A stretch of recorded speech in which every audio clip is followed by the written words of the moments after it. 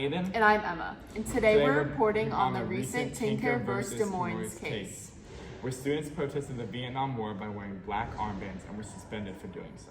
This angered the students, because they felt their First Amendment and freedom of speech were being invalidated.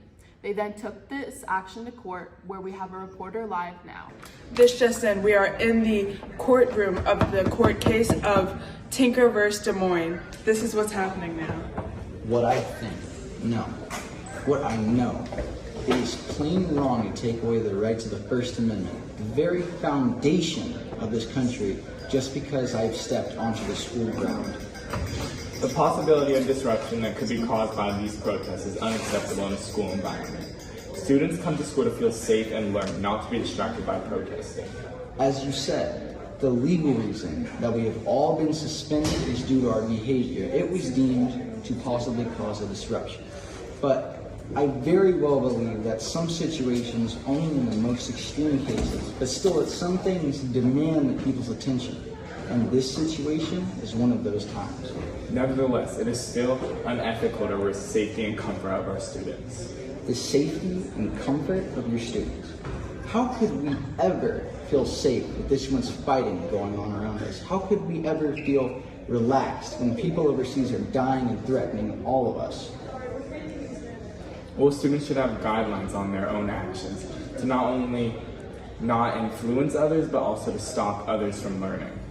Once again, the amendment rights cannot be stripped by simply entering school grounds. Now it's back to Aiden and Emma. I'm Aiden. And I'm Emma. This just in. We just got a confirmation of the decision made in the courthouse. The overall ruling was that the students won with a 7-2 vote decision. The reasoning is that students shouldn't lose their right to the First Amendment just because they are in school grounds. The case set a precedent that the First Amendment is applicable on school grounds. A quote from the majority opinion is, "Students don't shed their constitutional rights at the schoolhouse gates." A quote from the minority opinion from Justice Black is, "It is a myth to say that any person has a constitutional right to say what he pleases, where he pleases, and when he pleases." Our court has decided precisely the opposite. The overall meaning and impact of this case is that the court ruled that schools can no longer censor and control students' speech unless it was seen as a factor that may be disruptive to learning.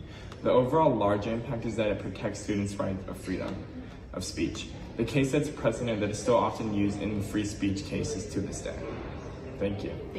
Thanks for watching.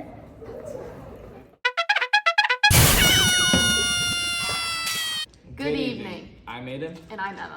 and today we're reporting on the I just forgot. Tinker versus Des Moines. And this is what's happening right now.